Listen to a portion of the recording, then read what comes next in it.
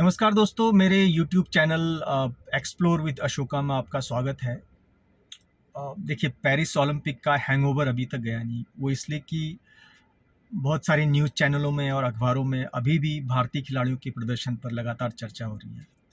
तो ऐसे में मैंने सोचा कि मैं भी एक इस पर वीडियो बनाऊं कि पेरिस में भारतीय एथलीटों का प्रदर्शन इतना निराशाजनक क्यों रहा, इतना अच्छा परफॉर्म क्यों नहीं कर पाए।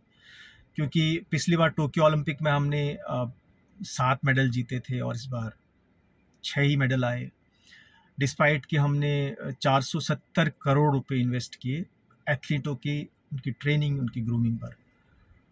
अब सवाल ये उठता है कि यार, इतना पैसा खर्च करने के बाद भी जब हम मेडल जीत ही नहीं पा रहे हैं, मेडल ला ही नहीं पा रहे हैं, तो उसका रीज़न क्या है, उस पर मैं बात करूँगा। लेकिन उससे पहले 5 मिथक है, उसको मैं बर्स्ट करूँगा, उसको मैं उजागर करूँगा। नंबर 1 मिथ क्या है कि आपने अक्सर देखा होगा, न्यूज़पेपरों में भी आपने पढ़ा होगा कि 140 करोड़ जनसंख्या होने के बावजूद हम लोग सिर्फ 6 ही मेडल ला पा रहे हैं। तो क्या नंबर ऑफ पॉपुलेशन और नंबर ऑफ मेडल्स का आपस में कोई ताल्लुक है? इस पर मैं बात करूँगा। देखिए दोस्तों, एक कंट्री है उज़्बेकिस्तान। उज़्बेकिस्तान यूएसएसआर का पहले भाग था, लेकिन बाद में यूएसएसआर टूट गया, सोवियत संघ टूट गया, तो छोटे-छोटे कंट्रीज़ अलग-अलग हो गए। उसमें से उज़्बेकिस्तान भी एक है।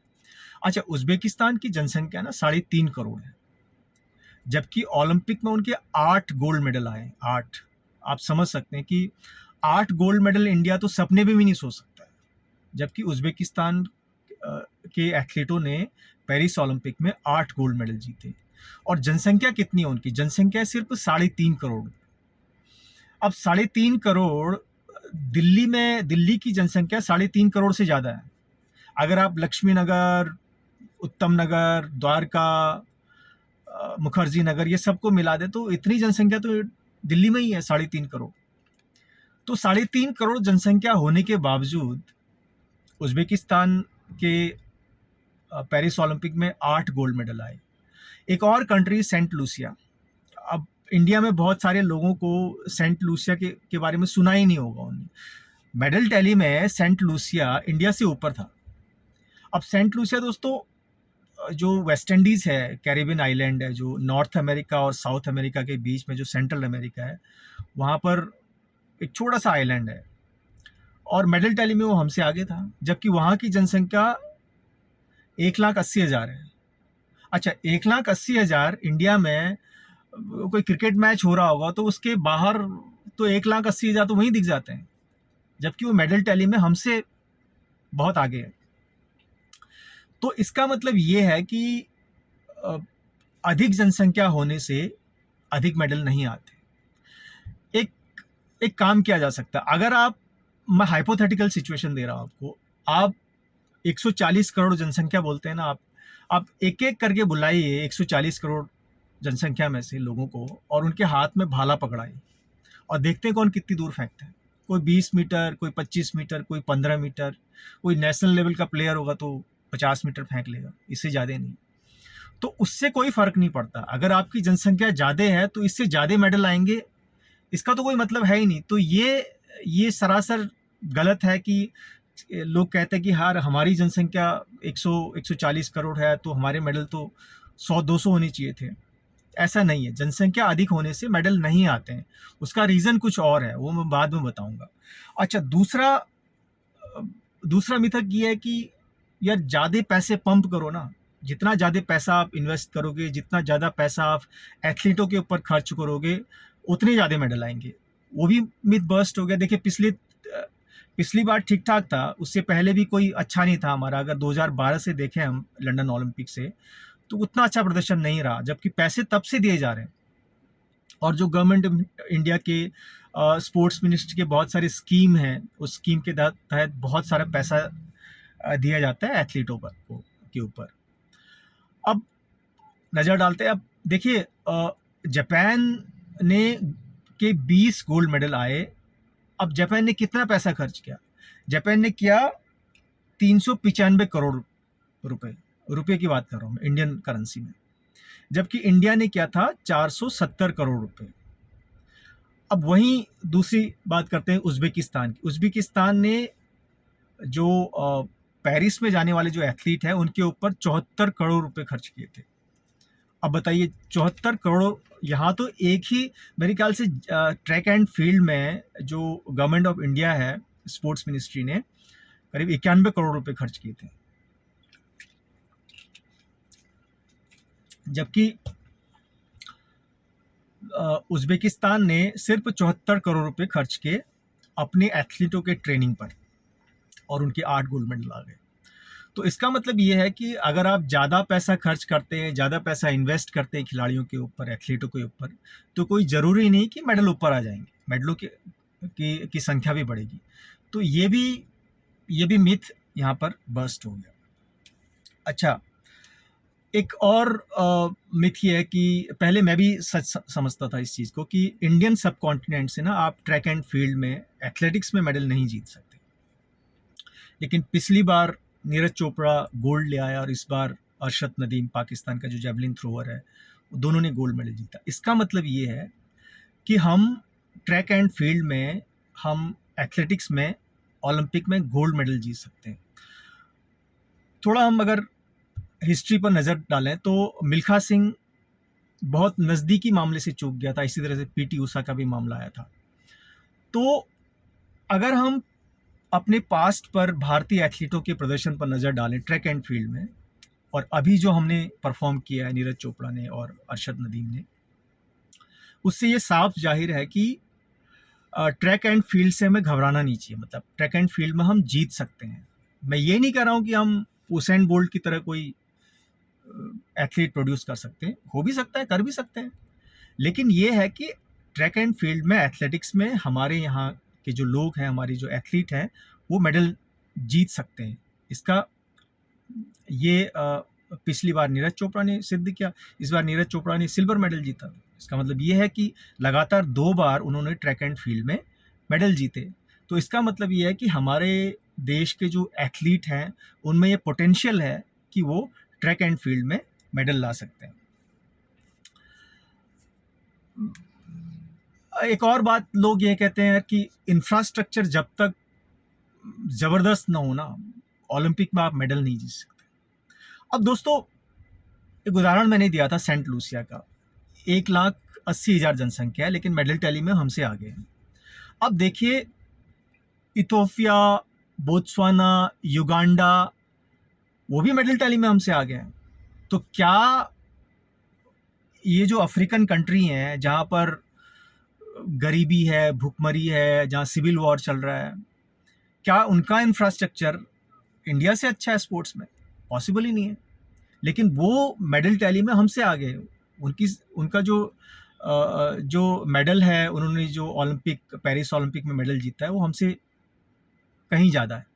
तो इसका मतलब ये है कि सिर्फ इंफ्रास्ट्रक्चर बढ़ा देने से भी मेडल नहीं आते।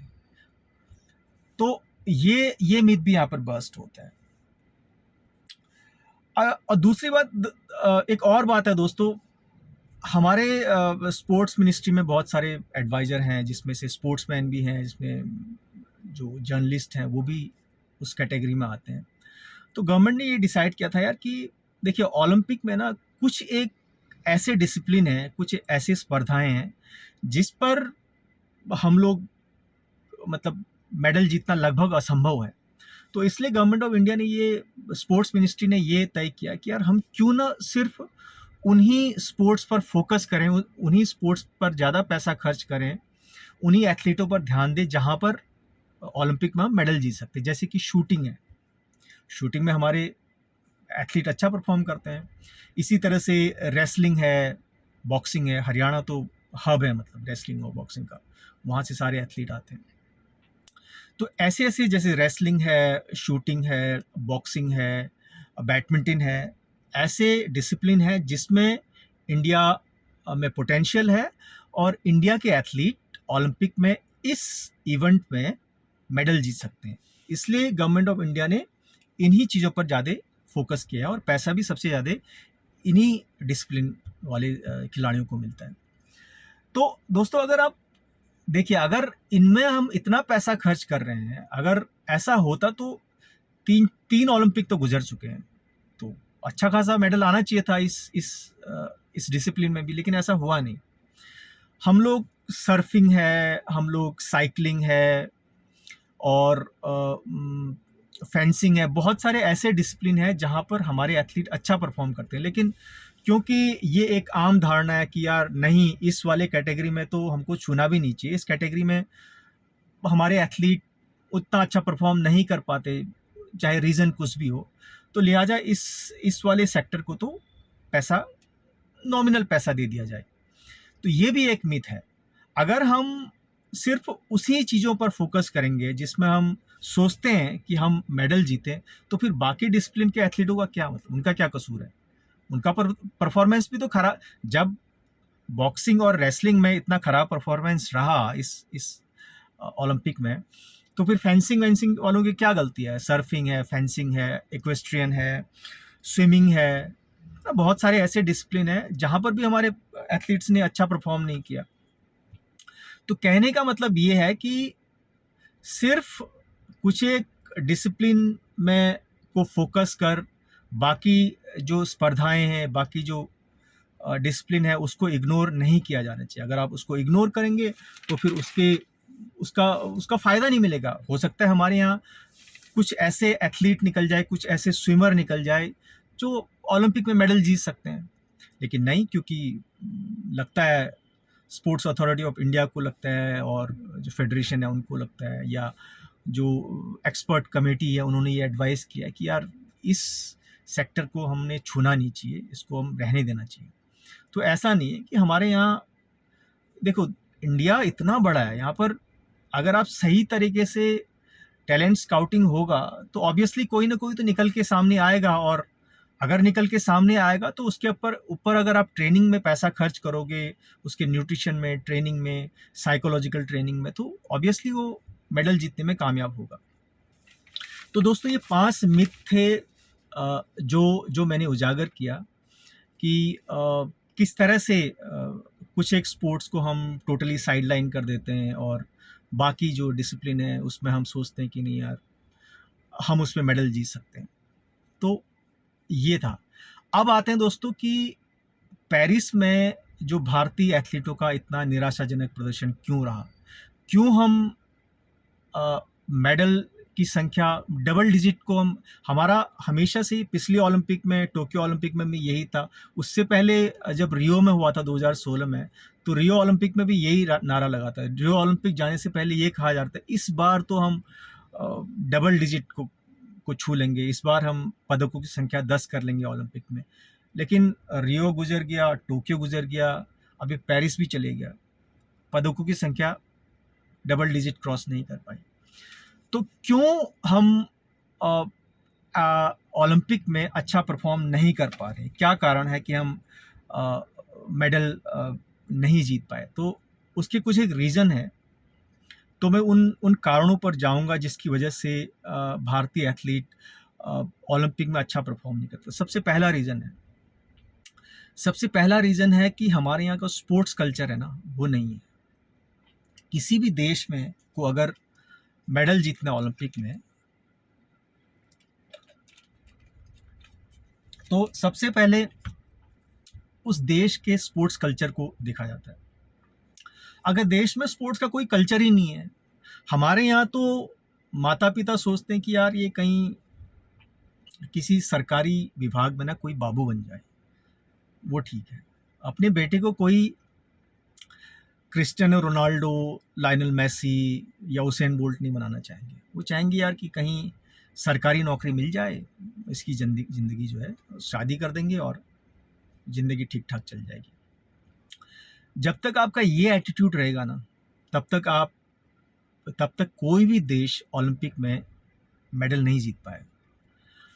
अब स्पोर्ट्स कल्चर क्या है? स्पोर्ट्स कल्चर है खेल के प्रति आपका जो नज़रिया है, खेल के प्रति आपका जो एटीट्यूड है, खेल के प्रति जो आप सोच रखते हैं, वही अगर सकारात्मक नहीं होगा तो मेडल एक्सपेक्ट करना, क्योंकि ये देखिए जर्नी होती है। मेडल ऐसा नहीं कि आज आपने एक बड़ा स्टेडियम बना दिया या इंफ्रास्ट्रक्चर मजबूत कर दिया तो अगले साल से मेडल आने शुरू होंगे, ऐसा नहीं है। ये एक प्रोसेस है, बहुत ही लेंदी प्रोसेस है, उसमें 15, 20, 25, 30 साल लग जाते हैं मेडल जीतने में। तो कहने का मतलब ये है कि खेल संस्कृति हमारे यहाँ बिल्कुल भी नहीं है। और बाकी रही सही कसर जो है, सोच हमारी फ्यूडल सोच है, मतलब जो जो हमारी कॉलोनियल हैंगओवर है ना, कि यार मेरा बेटा ब्यूरोक्रेट बनेगा, मेरा फलां का बेटा ये डायरेक्टर है किसी कंपनी में, सरकारी विभाग में निदेशक है, और अ, उसका उसका बेटा जो है एसएसपी है किसी डिस्ट्रिक्ट में। तो उससे ना हम एक एक सेंस ऑफ सुपीरियरिटी महसूस करते हैं कि यार हाँ, हम भी कुछ हैं। तो अगर जब तक ये एटीट्यूड रहेगा कि स्पोर्ट्स एक बहुत पहले, अब तो खैर वो धीरे धीरे लोग समझ रहे हैं। पहले हमारे देश में एक नारा था जिसमें आपने सुना होगा वो, कि पढ़ोगे लिखोगे बनोगे नवाब, खेलोगे कूदोगे बनोगे खराब। तो जब ये कल्चर होगा किसी देश में, तो ओलंपिक जैसी इवेंट में मेडल हासिल करना कोई आसान काम नहीं है। हमारे यहाँ एक और दोस्तों, टैलेंट स्काउटिंग का कोई एक, ये चीज़ें चैनलाइज नहीं है। ऐसा नहीं कि टैलेंट स्काउटिंग नहीं होता, होता है, लेकिन वो इंडिविजुअल लेवल पे अपने अपने लेवल पे होता है। कोई एक सिस्टमेटिक तरीके से हम जो देश के कोने कोने में जाके अगर हम टैलेंट स्काउटिंग करेंगे, फिर उनको एकेडमी में लाके, जैसे स्पोर्ट्स अथॉरिटी ऑफ इंडिया के बहुत सारे सेंटर है, उस साइज सेंटर में लाके अगर उनको नर्चर करेंगे तो मेडल आने की संभावना रहती है। हमारे यहाँ टैलेंट स्काउटिंग का उतना उतना ज़्यादा स्कोप नहीं है, और स्कोप है भी तो उसको हम प्रॉपर तरीके से उसको यूटिलाइज नहीं करते, उसको हम कैश नहीं कर पाते, जिसकी वजह से फिर जो टैलेंटेड खिलाड़ी हैं, जो टैलेंटेड एथलीट हैं, वो सामने नहीं आ पाते हैं। और कोई कोई और ही जिनमें उतना टैलेंट नहीं है, अगर वो देश को रिप्रेजेंट करेगा तो फिर कैसे आप देखिए, एशियन लेवल पे या कॉमनवेल्थ लेवल पे या बाकी वर्ल्ड चैम्पियनशिप के लेवल पे आप मेडल तो जीत लेंगे, लेकिन ओलंपिक में मेडल जीतना इतना आसान नहीं है। तो इसलिए टैलेंट स्काउटिंग बहुत ही ज़रूरी है। अगर वो नहीं है तो फिर कोई भी काबिल जो एथलीट है, जो डिजर्विंग एथलीट है, वो आगे नहीं आ पाएगा। अगर वो आगे नहीं आ पाएगा तो फिर आप कंपटीशन की बात कर ही नहीं सकते, तो फिर मेडल कैसे आएंगे। दोस्तों हमारे यहाँ जो है ना, देखिए एक और चीज़ है कि स्पोर्ट्स साइकोलॉजिस्ट, हमारे यहाँ जो खेल का जो मनोविज्ञान है ना, वो अलग तरह का होता है। अब एक एग्जांपल देता हूँ मैं, जैसे लक्ष्य सेन का मामला था। लक्ष्य सेन जिस बैडमिंटन खिलाड़ी से ब्रॉन्ज मेडल में हारा,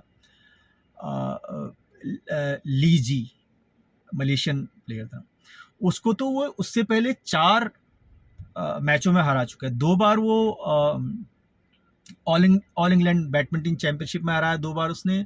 एक बार मेरे ख्याल से इंडोनेशियन ओपन में, फिर कुछ सुपर सीरीज थे उसमें भी हराया उसने। तो उसका रिकॉर्ड 4 बार उसने मलेशिया की इस एथलीट को हराया। लेकिन देखिए ब्रॉन्ज मेडल का प्रेशर इतना ज़्यादा था ना उसके ऊपर, कि वो जिस खिलाड़ी को वो जो मैच हराया उसने उससे पहले मलेशियन बैडमिंटन प्लेयर को, वो बड़ी कन्विंसिंगली हराया था। ऐसा नहीं कि उसको कोई बहुत डिफिकल्टी हुई हराने में, उसने आराम से हरा दिया था। लेकिन यह आराम से हार गया ब्रॉन्ज मेडल के इवेंट में।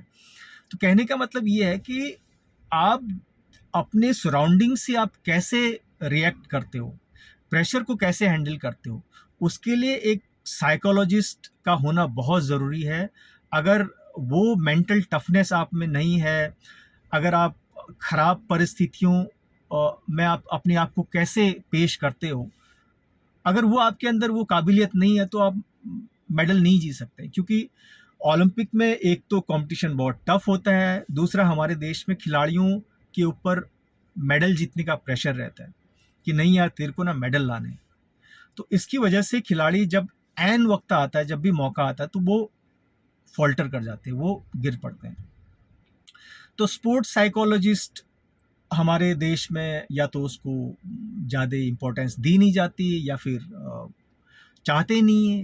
कोई भी जो एक्सपर्ट लोग हैं, अगर वो अ, अगर वो एथलीट के मनोविज्ञान के ऊपर काम नहीं करेंगे तो फिर, क्योंकि देखिए एक लेवल तक तो आप अपने टैलेंट के बल पर जा सकते हैं, लेकिन उसके बाद आपका सारा मेंटल टफनेस काम करता है। आपने कभी ऑस्ट्रेलियन जो क्रिकेट प्लेयर है उनको देखा होगा ग्राउंड पर क्रिकेट खेलते हुए।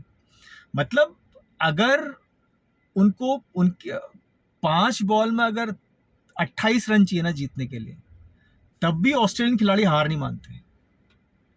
हमारे इंडिया में क्या होता है कि 5 बॉल पर जैसे ही 28 रन बनाने होंगे ना, वो हाथ पांव छोड़ देते हैं, उनको लगा, उनका बॉडी लैंग्वेज ही चेंज हो जाता है। लेकिन ऑस्ट्रेलियन ऐसा नहीं करते। इसका मतलब ये है कि आपका mental toughness at the end of the day यही काम आता है।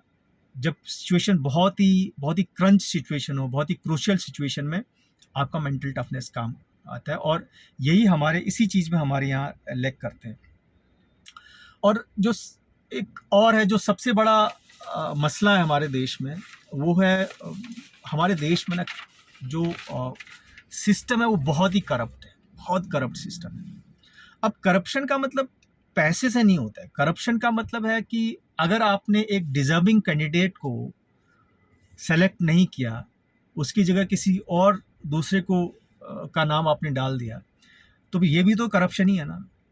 तो ये सिस्टम करप्ट होने की वजह से हमारे यहाँ बहुत सारे ऐसे एथलीट हैं जिनमें पोटेंशियल है, जिसमें टैलेंट है, जिनमें ओलंपिक में मेडल लाने की जो काबिलियत है, वो सामने नहीं आ पाती। इसकी वजह से क्या होता है, फिर हम लोग इंटरनेशनल लेवल पे अच्छा परफॉर्म नहीं कर सकते। सिलेक्शन प्रोसेस इतना ख़राब है कि अगर आपका कोई जान पहचान है, सपोज़ स्पोर्ट्स मिनिस्ट्री में आपका सेक्रेटरी या जॉइंट सेक्रेटरी कोई जान पहचान है, या कोई डायरेक्टर लेवल का कोई एक जान पहचान है, तो उसके थ्रू भी आप सोर्स लगा सकते हैं। यहाँ पर कोचेस को अगर आपके पिताजी जानते हैं या आपके कोई रिश्तेदार उनको के नोन है, तो वहाँ फ़ोन लगा के सिलेक्शन हो जाता है वहाँ पर। तो ये एक तो सिलेक्शन सिस्टम है, ट्रांसपेरेंसी है नहीं। किसी कैंडिडेट को आपने सेलेक्ट नहीं किया, क्यों नहीं किया, उसका कोई रीज़न देते ही नहीं है। उसका रीज़न भी तो होना चाहिए ना। अगर आपने किसी को सेलेक्ट नहीं किया, इसके बजाय ए के बजाय आपने बी को सेलेक्ट किया है, बी को क्यों किया है, इसका जवाब आपके पास है ही नहीं, तो फिर तो ट्रांसपेरेंसी की कमी होगी वहाँ पर। अब देखिए दोस्तों, एक और बहुत बड़ा मसला है हमारे यहाँ, वो ये है कि जो रीजनलिज्म है ना, जो क्षेत्रवाद है, वो बहुत हावी है। आप देखिए जैसे हरियाणा में क्या है कि हरियाणा रेसलिंग और बॉक्सिंग का हब है, लेकिन वहाँ पर अगर आप कोई बाहर का एथलीट चले जाए ना, तो उसको हमेशा साइड लाइन कर दिया जाता है। नरसिंह यादव, जिसके साथ 2014 में रियो ओलंपिक में जाने से पहले सब केस हुआ, उसके खाने में किसी ने कुछ मिला दिया, डोपिंग का केस आ गया था, उसके बाद फिर उसके ऊपर बैन लग गया था। नरसिंह यादव को इतना डर था कि वो कभी भी साई के सोनीपत सेंटर जाता ही नहीं था। उसने स्पोर्ट्स मिनिस्ट्री से अपील की कि भाई उसको जो है मुंबई में ही रहने दिया जाए, वहीं पर वो प्रैक्टिस करेगा और वहीं पर अपनी तैयारी करेगा ओलंपिक की। क्योंकि उसको पता था अगर वो हरियाणा के साई सेंटर में जाता है तो वहाँ तो वो बिल्कुल अलग थलग पड़ जाएगा हरियाणवी जो एथलीट है, जो रेसलर है, उनके ऊपर। एक बार तो मेरे ख्याल से नरसिंह यादव ने प्रोटेक्शन की अपील भी की थी। उसको लगा कि यार कहीं उसके ऊपर कोई अटैक ना हो जाए हरियाणा में रहते हुए। तो इसकी वजह से, क्योंकि बहुत सारे जो साई सेंटर है वो पटियाला में, हरियाणा में है, सोनीपत वगैरह में है, तो वहाँ पर प्रैक्टिस करते रहते हैं एथलीट। तो वहाँ पर जाने से पहले नरसिंह यादव ने पुलिस प्रोटेक्शन की मांग की थी। मेरे ख्याल से उसको पुलिस प्रोटेक्शन दे दिया था।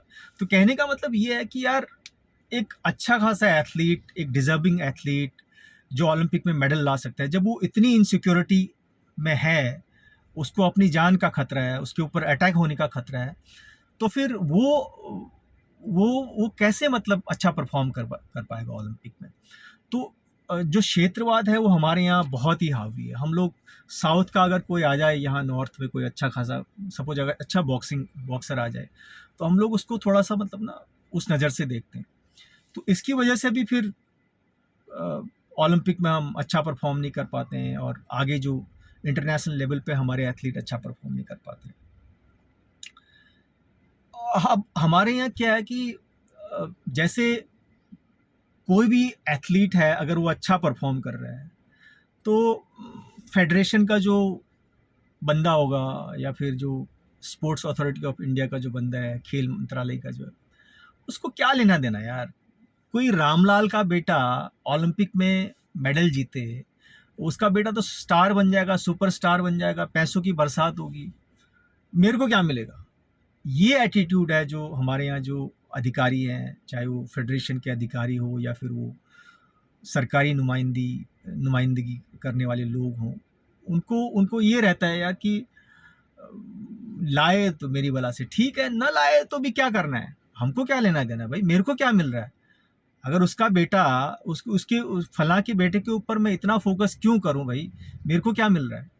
तो ये जो एटीट्यूड है ना, फेडरेशन की तरफ से भी है, और सरकार की के जो, अब देखो सरकार तो चाहती है कि यार, सरकार का जेन्यून है, मतलब उनका इंटेंशन जेन्यून है, और वो पैसे भी खर्च करती है और सोचती भी कि यार एथलीट अच्छा परफॉर्म करे। लेकिन जो ग्राउंड लेवल में काम करने वाले लोग हैं ना, वो नहीं चाहते मेरी बला से, मेरे को क्या लेना देना। ये जो एटीट्यूड है, इसकी वजह से फिर एथलीट हताश हो जाते हैं, एथलीट बैकफुट पे चले जाते हैं, और कई बार जो जो अच्छे एथलीट हैं वो फिर उनको लगता है यार कि यहाँ जब इस तरह की चीज़ें हो रही हैं उसके साथ, तो फिर क्या करना है यार, तो वो वापस चले जाते हैं।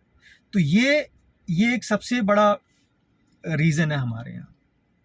तो कहने का मतलब ये है कि यार, जब तक आपका जो माइंडसेट है ना, माइंडसेट जब तक ठीक नहीं है, तब तक न तो देश में आप अच्छे खिलाड़ी को प्रोड्यूस कर पाओगे, और नहीं वो अच्छे खिलाड़ी ओलंपिक में मेडल जीत पाएंगे। तो इसकी वजह से ये सब जो चीज़ें हो रही हैं हमारे देश में कि अच्छे डिजर्विंग कैंडिडेट को लोग उसकी टांग खींचते हैं, ये पूरे सिस्टम में है। ऐसा नहीं कि ये सिर्फ स्पोर्ट्स में है, फेडरेशन में है, हर डिपार्टमेंट में इंडिया में ये सब है। मतलब टांग खिंचाई हर जगह है, मतलब अच्छे डिजर्विंग लोगों को साइड कर दिया जाता है। तो जब आप अच्छे डिजर्विंग लोगों को साइड करेंगे, जो होनहार लोग हैं, जिनमें पोटेंशियल है, अगर उनको आप सोचेंगे कि यार इसका अगर ये ओलंपिक में मेडल लाता है तो उससे मुझे क्या हासिल होगा, अगर आपकी ये सोच रहेगी, तो अब देखें ना यहाँ पर विनेश फोगट के मामले में कुछ लोग बहुत खुश हो रहे हैं यार कि मेडल नहीं आया। मतलब यार, इसमें खुश होने वाली बात क्या, अगर मेडल नहीं आया विनेश का, तो इसमें तो आपको दुखी होना चाहिए था, बजाय कि आप खुश हो रहे हो। तो इस तरह के जब चीज़ें होंगी देश में, तो फिर देश कैसे तरक्की कर गया। हम लोग कहते हैं यार कि थर्ड लार्जेस्ट इकॉनमी, ये सुपर पावर, विश्व गुरु, ये सब कुछ है, लेकिन ओलंपिक में आप देखिए उगांडा, इथोपिया, सेंट लूसिया, ऐसे ऐसे कंट्रीज हैं जो मेडल टैली में हमसे आगे हैं, और हम लोग 10 मेडल तक नहीं जीत पा रहे हैं। तो ये जब तक चीज़ें, इन चीज़ों पर सही तरीके से सोच विचार नहीं होगा। हाँ, इंफ्रास्ट्रक्चर बहुत ज़रूरी है, ट्रेनिंग बहुत ज़रूरी है, स्पोर्ट्स साइंस, न्यूट्रिशन। हमारे यहाँ स्पोर्ट्स साइंस का तो कोई है ही नहीं। बीच में जब राज्यवर्धन सिंह राठौर जब स्पोर्ट्स मिनिस्टर थे, तो उस समय उन्होंने स्पोर्ट्स साइंस का मेरे ख्याल से कुछ इनॉग्रेशन किया था कहीं पर। देखिए दोस्तों, साइंस के मेडल जीतने का मतलब ये नहीं कि आप खूब ट्रेनिंग करें, पसीना बहाएं, जब तक उसमें साइंस का इन्वॉल्वमेंट नहीं होगा, न्यूट्रिशन वगैरह, ये आप कर ही नहीं सकते हैं, मेडल जीत ही नहीं सकते। तो स्पोर्ट्स साइंस का हमारे अमेरिका और चाइना में स्पोर्ट्स साइंस तो बहुत तरक्की कर ली उन्होंने स्पोर्ट्स साइंस में। इसकी वजह से देखिए, अमेरिका और चाइना में, चाइना के एथलीट क्यों मेडल जीतते, उसका उसका रीज़न ये है कि वहाँ स्पोर्ट्स साइंस में बहुत ज़्यादा डेवलपमेंट हुआ। हमारे यहाँ स्पोर्ट्स साइंस का तो कोई कोई है ही नहीं, कोई किसी को पता भी नहीं होगा कि स्पोर्ट्स साइंस क्या है। तो जब तक इन चीज़ों को आप एड्रेस नहीं कर पाएंगे, ओलंपिक में मेडल जीतना हमेशा, उसके बाद अगला लॉस एंजलिस ओलंपिक आएगा, वहाँ पर भी जाने से पहले बहुत नारेबाजी हो रही होगी कि यार इस बार तो हम ये करेंगे वो करेंगे। लास्ट में जब मेडल आएगा तो फिर वही जैसा पेरिस में हुआ था।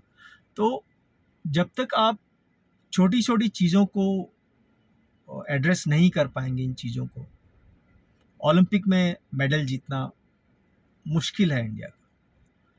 तो फिलहाल इतना ही दोस्तों। अगर आपको मेरा ये वीडियो पसंद आया और आपको अगर ये लगता है कि मेरा ये वीडियो आपकी लाइफ में वैल्यू ऐड कर रहा है, तो मेरे चैनल को लाइक, सब्सक्राइब और शेयर कर दीजिए। और फिलहाल इतना ही। नमस्कार।